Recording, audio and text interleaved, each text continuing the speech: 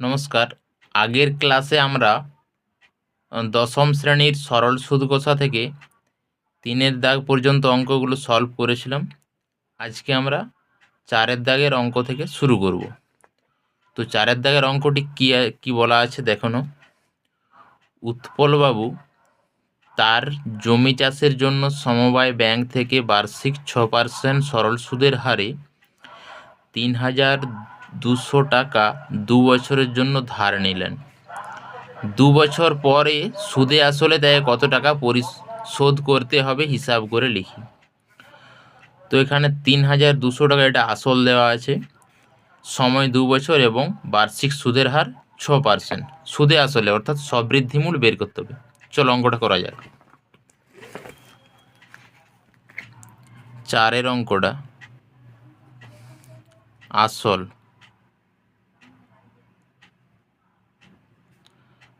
সমান 3,200 টাকা,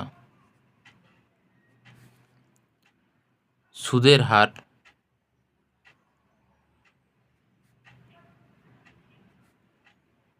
ব্র্যাকেটে R% সমান 6%,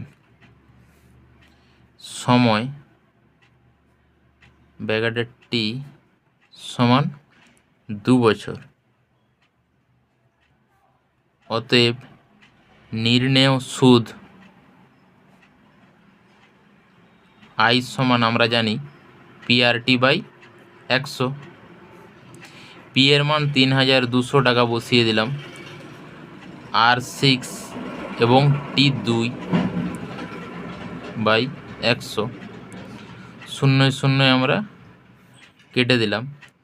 তাহলে 6 দুগুণে 12, 12 দুগুণে 24, 4 হাতে রইল 2, 3 12 36 আর 2 38, 384 টাকা। আমাদের সুদে আসলে চেয়েছে, তাহলে অতএব সুদে আসলে হয় 3,200 টাকার সঙ্গে সুদটা যোগ হবে 384 টাকা সমান 4, এর যোগটা করবে 4 8 3 দিয়ে 5, 3,584 টাকা। এবার 5-এর অঙ্কটা দেখা যাক। 5-এর অঙ্কটা বলছে বার্ষিক 5.25% সরল সুদের হারে শোভাদেবী একটি ব্যাংকে কিছু টাকা জমা রাখেন। কিছু টাকা, আসলটা এখানে বলা নেই। 2 বছর পর তিনি সুদ হিসাবে 840 টাকা পেলেন, অর্থাৎ সুদ দেওয়া আছে 840 টাকা। তিনি কত টাকা জমা রেখেছিলেন আসলটা আমাদেরকে ধরে নিতে হবে, দিয়ে একই সূত্রে হবে। তো আসলটা আমরা ধরে নেব। মনে করি আসল P সমান X টাকা, সুদের হার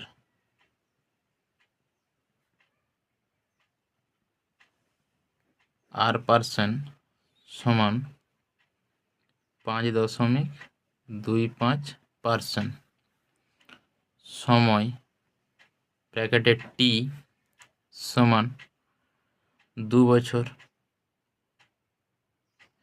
এবং এখানে সুদটাও দেওয়া আছে। সুদ I সমান 840 টাকা।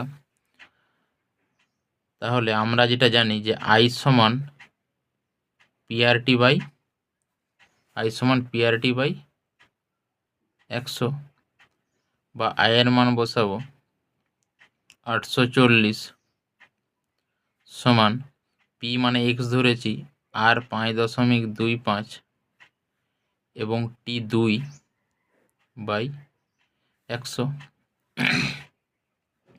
উপরে দশমিক তুললে আমরা জানি দশমিকের ডান দিকে যেহেতু দুটো সংখ্যা আছে, নিচে 100 হবে। তাহলে 525 গুণিত 2/100 গুণিত 100, কাটাকাটি করে দাও।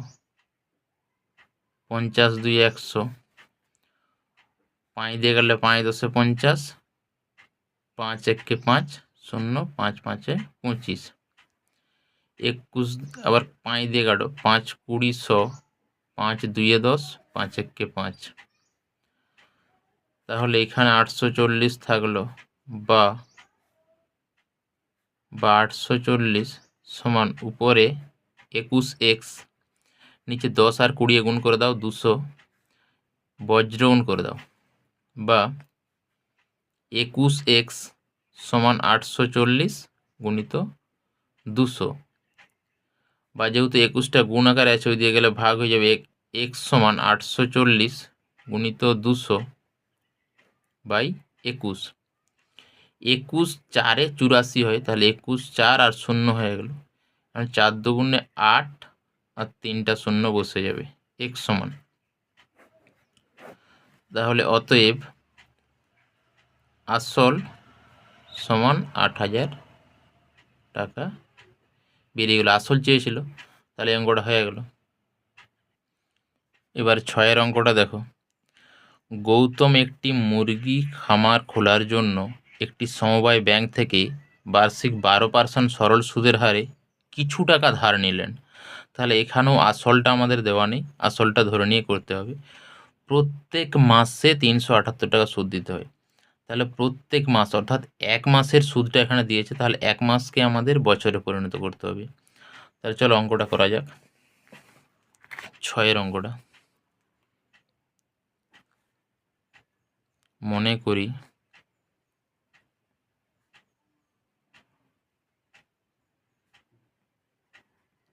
সমান x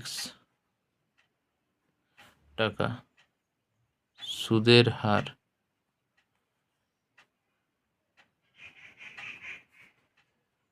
বার্ষিক সুদের হার লিখো, তাহলে ভালো হয় কথাটা। বার্ষিক সুদের হার ব্র্যাকেটে r% সমান 12%,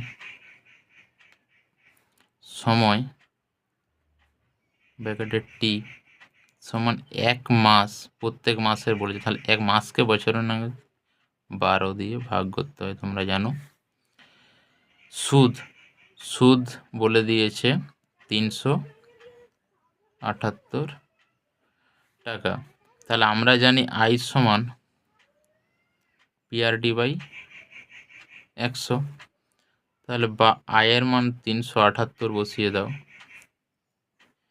px ধরেছি r12 এবং t 1/1 উপরে লিখতে হবে, নিচে 12 লিখে দাও। 12 কাটাকাটি হয়ে গেল, বজ্রণ করলে বা x সমান 378 ইন্টু 100 গুণ করলে 37,800। অতএব আসল সমান, অতএব উত্তরটা লিখে দেবে। তাকে জমা দিতে হয়েছিল, তিনি ধার নিয়েছিলেন, তিনি ধার ছিলেন সমান 37,800 টাকা। 7-এর অঙ্কটা, বার্ষিক 6% সরল সুদের হারে কোনো টাকা কত বছরে দ্বিগুণ হবে হিসেব করে লিখি। 6% সরল সুদের হারে কোনো টাকা, তাহলে এখানে আসলও দেয়া নেই এবং সময় দেয়া নেই, কত বছর দ্বিগুণ হবে, তাহলে আমরা আসল ধরে নিলাম।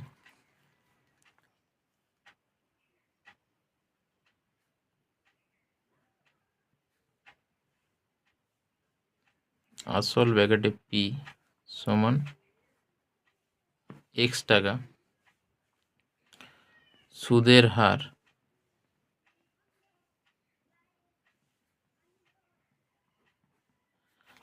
হার এখানে তোমার বলেছে 6%, সময় দেয়া নেই, আমরা t বছর ধরে নিলাম। সুদ এখানে তোমার বলেছে যে কত বছরে দ্বিগুণ হবে, অর্থাৎ আমাদের সুদ আর আসল মিলে 2x হবে বলেছে। তাহলে আসল আমরা x ধরেছিলাম, p সুদ মানে সবৃদ্ধি মূল বলছে 2x হবে, তাহলে এখানে আমাদের আইটা পাওয়া যাবে 2x মাইনাস x সমান x টাকা। তাহলে এখানে লিখছি 2x মাইনাস এক্স সমান x টাকা, অর্থাৎ দ্বিগুণ বললে আসল যেমন হয় সুদও তেমন হবে। আমরা জানি i সমান PRD বাই 100, তাহলে বসিয়ে দাও, বা x সমান পিটা x আর 6 টি ধরেছি আমরা, ধরো 200, তাহলে বা বজ্রণ করে দাও 6xt সমান 100x, টি এর মান বের করতে হবে, বা টি সমান 100x বাই 6x, x কেটে দাও, 2 দিয়ে কাটলে 3 50, তাহলে বা টি সমান 50 3 সমান 16/2/3। অতএব নির্ণেয়